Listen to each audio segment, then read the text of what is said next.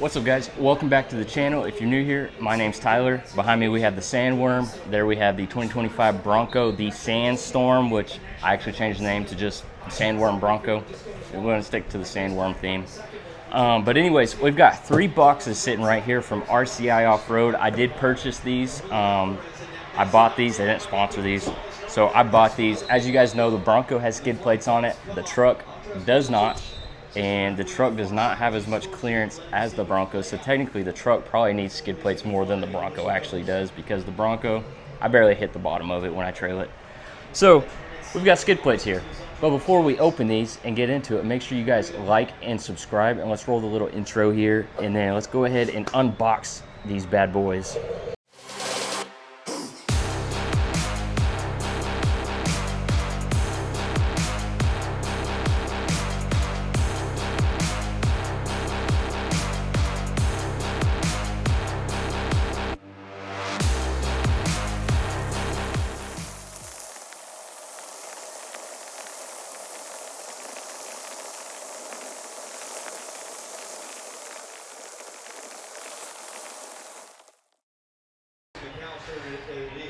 Alright guys, we've got them unboxed. So here, this is the engine skid plate kit, this is the transfer case, and this is the transmission. So we're gonna get these all installed. Should be pretty straightforward process, and you know, should be pretty much just bolt on. I do recommend, these suckers are steel and they're heavy. I recommend getting the aluminum ones, just my opinion. The Bronco has aluminum and they're way lighter. I just made the mistake of ordering steel, but definitely get the aluminum if you're gonna go get skid plates. They're gonna get dinged up, dented up, no matter what metal you get, so, and they still protect the same. But pay that extra 200 bucks or whatever it is and get aluminum, just my opinion. But yeah, we're gonna get these out of the plastic, line them up how they're supposed to go, and then start the install process. My assumption is these are going to be similar to the Bronco, to where they kind of bolt into each other, so you'll probably bolt the front engine skid plate first, and then the next one will bolt into the engine skid plate, and so forth, so on and so forth. I need to see if there's instructions. I don't see any instructions. I mean, shouldn't be too hard to figure out, but no, I don't see any instructions unless I left them in the box somewhere. But there's the nuts and bolts, and it looks like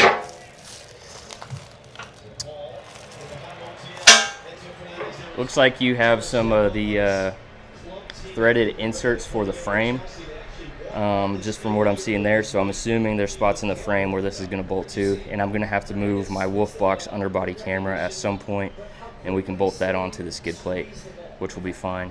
But I'm excited to have skid plates on the truck finally. I'm surprised I made it the last 2 years without any underbody damage.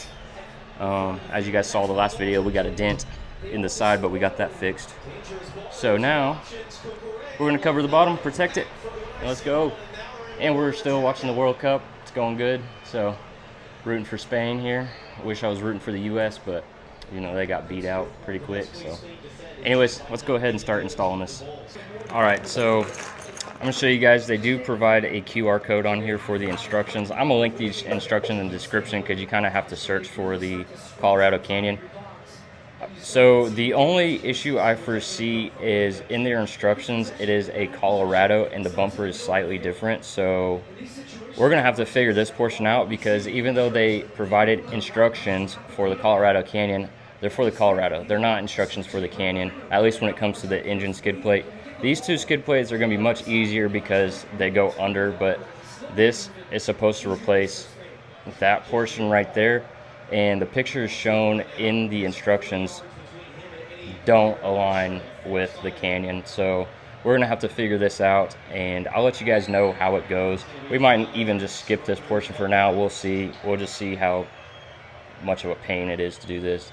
I wish they would have provided a specific Canyon version of the instructions, because they say this kit is for Canyon and Colorado, but they only show instructions for a Colorado, and the trucks, even though they're technically the same, the body lines, the body shape is slightly different and the components are slightly different. So we're gonna have to figure this portion out ourselves. Okay, I'm gonna show you how the Canyon differs from the Colorado real quick. We're gonna have to crawl up under here, but it'll work. Just either some cutting is gonna be involved or we're gonna have to remove the plastic. So the Colorado trucks don't have this plastic that goes all the way over here, which is fine, it's whatever. But this little cutout right here is about where your skid plate's gonna sit. It's the same width, I just held it up there. So what I'm thinking I'm gonna do is I'm gonna cut this out and then cut straight back and then have the skid plate fit in the center so that I can keep all this plastic look, because I don't want to remove this and then you'd have your wheel liner and stuff flapping. So I'm gonna cut straight back and make it look nice and pretty, and then we'll be able to bolt this on. I don't have the tools right now, so we might have to go up to Silo Hill Customs and see if they can help out with this process, but this will work. Just a little bit more work is involved, so you can either remove all this plastic and just put the skid plate, which honestly would give you a better approach angle, but I like the aesthetics of keeping everything look OEM. So we're gonna cut it and we'll see how that goes. All right, as I was saying, because the Canyon's front fascia is different from the Colorado, we ended up having to cut a little bit. So pretty much cut this center part out. It's a little crooked. Obviously I can just undo those bolts and pull those down a little bit later and clean those up a bit, but I'm gonna get this bolted up so it sits flush with the skid plate. But we have the engine skid plate on. Now we just gotta do the transfer case and transmission skid plate. But yeah, it's not too hard to install once you get this out and cut up. So now we're gonna bolt up the bumper real quick. All right guys, we've finished up putting the skid plates on the Canyon here. I'm gonna crawl up under there and show you guys the finished product. They weren't that hard to install. I'll link the instructions below. You guys can check them out before or after you purchase the stuff, if you do. The only thing that was, I guess, kind of a pain is if you have a Canyon, you're gonna have to cut a portion to get this front skid plate. Or I realized that after the fact, the engine skid plate kit comes with 2 skid plates. Technically it comes with this front one and then it comes with a flat one, which I'll show you here in a second. If you go without putting this front one on, you could probably just keep the OEM bumper and be fine. I mean, the odds of you hitting this front bumper are pretty slim, so I've never really hit the front bumper right here. Honestly, where I've hit the bumper is more over here and around the edges, and I mean, I have dents to kind of show where I hit it. But if you decide to do this, it is what it is. I cut it already, so the good thing is if you decide to try it later, you know, you want to cut it for now. I will say it doesn't like flap in the wind or anything, or you don't hear it in the truck. It might flap just a little bit, but you don't really notice it. I'm actually going to try to do a little angle cut right here and make it kind of flow a little bit better. The reason I cut it the way I did is because there's a bolt right here on the edge that's actually holding it up so that it doesn't flap. But the good news is if you want to try this and then you decide you don't like it, this lower portion of the bumper is only $100 online, and I'll put the link to that if you wanted to try it. So in my opinion, $100 to replace this really isn't bad. The only thing I wasn't sure is it didn't show if it came with the clips or not to hold everything, so make sure you keep your OEM clips if you do decide to get that newer plastic. But honestly, it's not bad. I'll show you the front view real quick. You don't really notice unless you're like looking for it. So like this is me standing up straight, normal in front of the truck. I mean, you can see it's kind of cut there. You just don't really notice it. Even like this, you really don't notice it a whole lot. So it's not really that bad. But let's go ahead and get up under here. So this is the front portion of the skid plate right here. And then you've got these 2 bolts, and then that next portion with this little hump right here is the second portion of the engine skid plate. So you could literally just put that flat piece and then just keep all the OEM stuff here if you didn't want to use this one. But this does cover quite a bit, so went ahead and cut it. And this is what I meant by there's this bolt that's holding the plastic up. So And then this is where like the OEM plastic skid plate attached to. But that's why I cut it the way I did, so close, because I wanted this bolt to hold this plastic on. And then, so these two front ones are the engine skid plate. The next one down, it has a door in it so you can get the oil filter out. That is going to be your transmission skid plate. And then let's walk around to the back.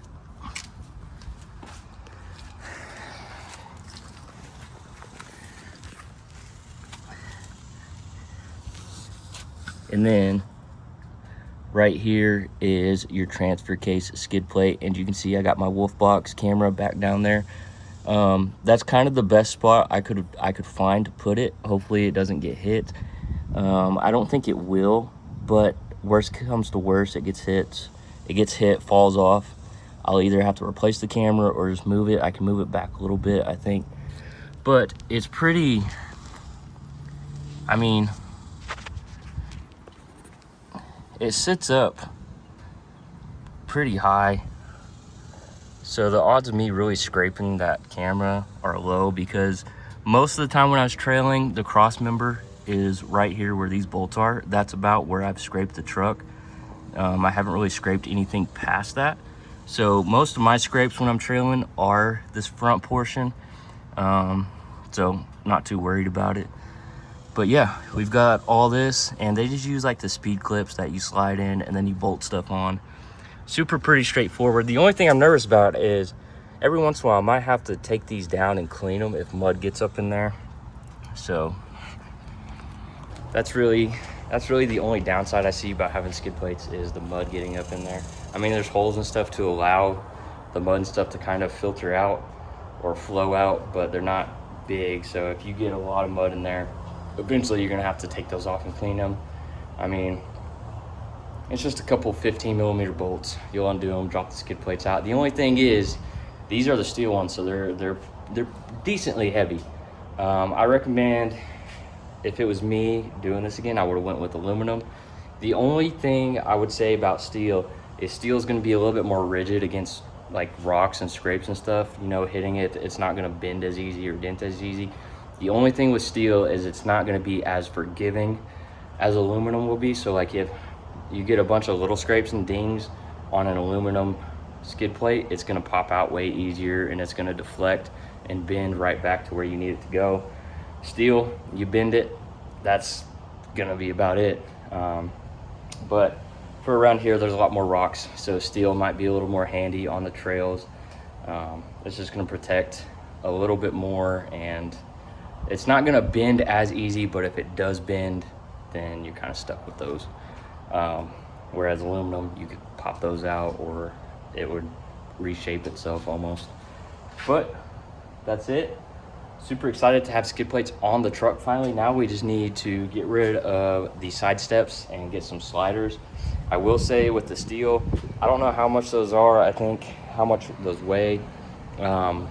The front engine panel, those two together, I would say probably 50, 60 pounds. I don't know. I'll drop the weight on screen. I'll look it up.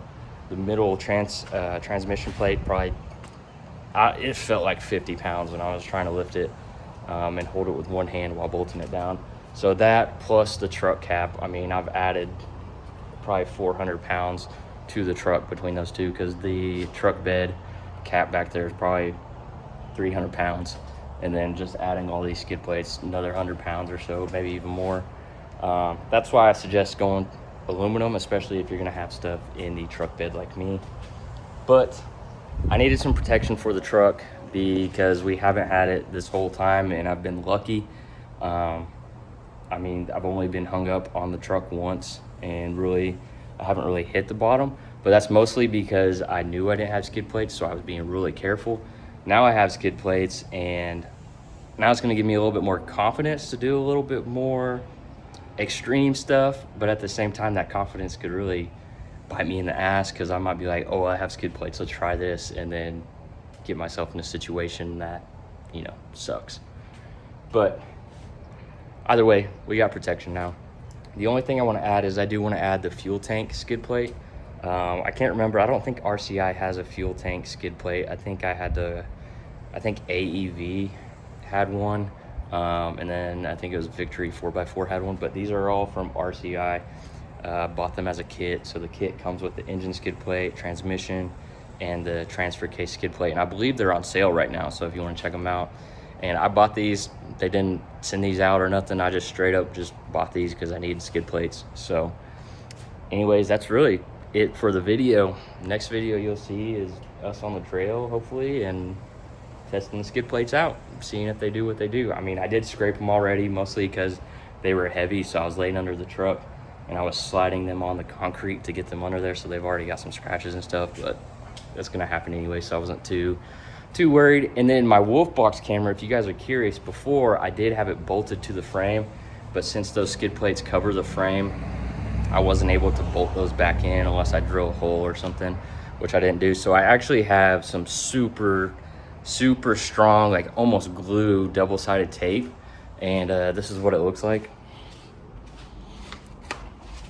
So it's just Scotch brand, and it came from Lowe's, but it's like almost glue. And the cool thing about this is the more it heats up, the stickier it gets. So I've had double-sided tape that when it gets hot in the summer, stuff falls off. Like I've used double-sided tape in the cabs before, and when it heats up, it falls, it doesn't hold. This, I've driven 2 days now with the wolf box just attached with this stuff, and it hasn't fallen off yet. So we'll see how long it lasts, but this stuff's super good, super strong. The only thing is if you decide you want to move something after using that tape, it is a pain in the butt to get off because it's so strong. So keep that in mind. But that's really it for this video. Like I said, we've got the skid plates installed, super excited about it. I did notice, I think between the truck cap and closing up the bottom of the truck with skid plates, I think we made it a little bit more aerodynamic. Even though we added weight, we made it a little bit more of like a slipstream vehicle. So I feel like the fuel mileage has went up just a little bit. I could be tripping, but that's just, I think that really happened. Anyways, that's it for this video. Make sure you guys like and subscribe, and we're gonna start camping again soon. It's just been super hot. I know I have the AC unit, but I gotta get a bigger battery bank so that it can last more than just a day. Or at least last through a full night, because the one I have right now doesn't last through a full night. I need one to at least get me 8 hours of sleep, and then it can charge with the truck. But that is it for this video. Make sure you guys like and subscribe, and I'll see you in the next one.